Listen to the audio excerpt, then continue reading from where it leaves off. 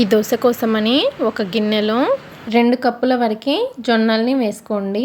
తర్వాత అదే కప్పుతో 1 కప్పు మినపగుళ్ళు, 1/2 కప్పు అటుకులు, 1/2 కప్పు పచ్చిశనగపప్పు, 1/2 టీ స్పూన్ మెంతులు వేసుకొని 2-3 సార్లు శుభ్రంగా కడిగి మళ్ళీ ఫ్రెష్ వాటర్ని వేసుకొని 6 గంటలు నానపెట్టాలి. ఈ నానిన తర్వాత మిక్సీ జార్లో వేసుకొని తగినన్ని వాటర్ వేసుకొని బరకగా గ్రైండ్ చేసుకొని ఒక గిన్నెలోకి తీసుకోవాలి. తర్వాత పిండిని 1 నిమిషం బాగా కలుపుకొని మూత పెట్టి 8 గంటలు పులియనివ్వాలి. పులిసిన తర్వాత రుచికి తగినంత ఉప్పు వేసుకొని పిండిని బాగా కలుపుకోవాలి. తర్వాత దోశ ప్యాన్ పెట్టి బాగా వేడి చేసి కొద్దిగా ఆయిల్ వేసి ఉల్లిపాయతో ప్యాన్ అంతా స్ప్రెడ్ చేసి కొద్దిగా వాటర్ని చల్లి టిష్యూతో కానీ కాటన్ క్లాత్తో కానీ ప్యాన్ని క్లీన్ చేసి ప్యాన్ పైన దోశపిండి వేసుకొని వీలైనంత పలుచగా స్ప్రెడ్ చేసి కొద్దిగా కారం కొద్దిగా నెయ్యి వేసుకొని దోశను 2 వైపులా కాల్చుకొని దోశని ప్లేట్లోకి తీసేసుకోండి.